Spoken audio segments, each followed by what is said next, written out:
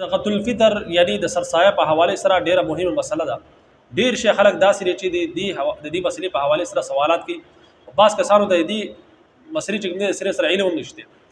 ډیر شي کسان داسې چې په هغه باندې سرسایه واجبي لیکن هغه سرسایه نه ورکي، او ډیر شي کسان داسې چې واجب پینې دا غینه باوجود هغه پریشان نه چې یار زما سکوما. نو دا مسله چې کوم دا ډیره مهمه مسله ده. دا ان شاء الله تعالی چې تا ویډیو تاسو وکړه نو بدی کې بتا سو ته ان شاء الله تعالی پورا مسله په سمجھ کې راشي چې آیا پتا سو باندې صدقۃ الفطر واجب دی یا نه دی. دا شانتي صدقۃ الفطر کله ورکوللی پروژه کې دنه ورکوللی یا د روزه نه بعدم تاسو ورکول شي. د هغه نه علاوه چې کوم کسان په بار ملک مسافری کې دي هغه به څنګه صدقۃ الفطر ادا کی. ظاهر خبره داغه په ذمہ باندې چې کوم داغه نابالغ بچی دي داغه په ذمہ داغه صدقۃ الفطر ورکول واجب او ضروری دي.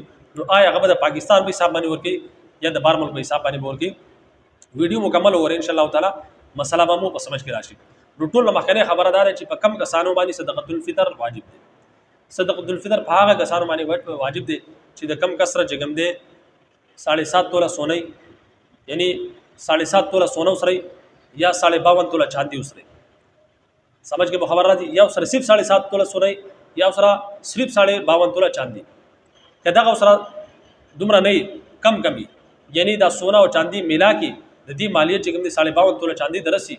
نو په دغه صورت کې په دې کسبانی صدقۃ الفطر واجب دي.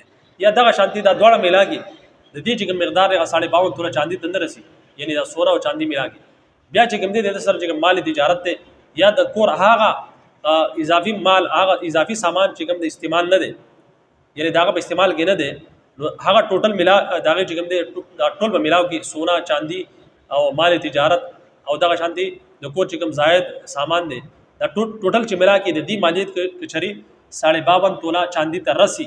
نو په دغه صورت کې په دغه کسبانی صدقۃ الفطر واجب دی. د خپل صدقۃ الفطر ورکی خپل د بجوبم صدقۃ الفطر ورکی. دیمه خبردار چې دا کله ورکوللی نو بهتره دا چې دا تاسو په دې روزه کې ورکی. ډېر چې کسان دا چې اختر ته انتظار کوي چې اختر کې ورکوللی نو په روزه کې تاسو ورکړو نو زیاته بهتره ده. لیکن دا زیات لټ کول نه دی پکار. کم از کم چې کوم دی دا د اختر د مانځنه مخکې تاسو ورکړئ. د اختر د مانځنه مخکې صدقۃ الفطر ورکول چې کوم دی دا ضروری دی.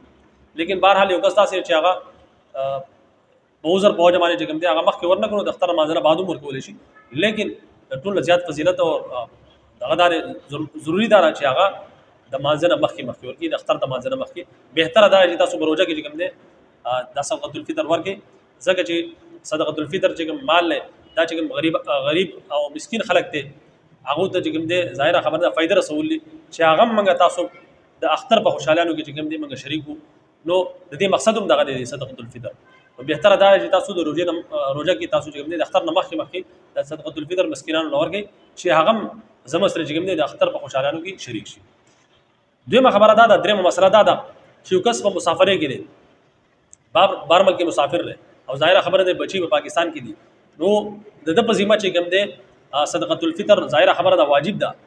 د چې کوم نابالغ بچی دي دا هغه چې کوم صدقۃ الفطر ده هغه هم د دې کس په ذمہ واجب ده. نو د چې کوم دی به د کم ځای په حساب باندې صدقۃ الفطر وکړي د پاکستان په حساب باندې ورکړي یا د بار ملک په حساب باندې.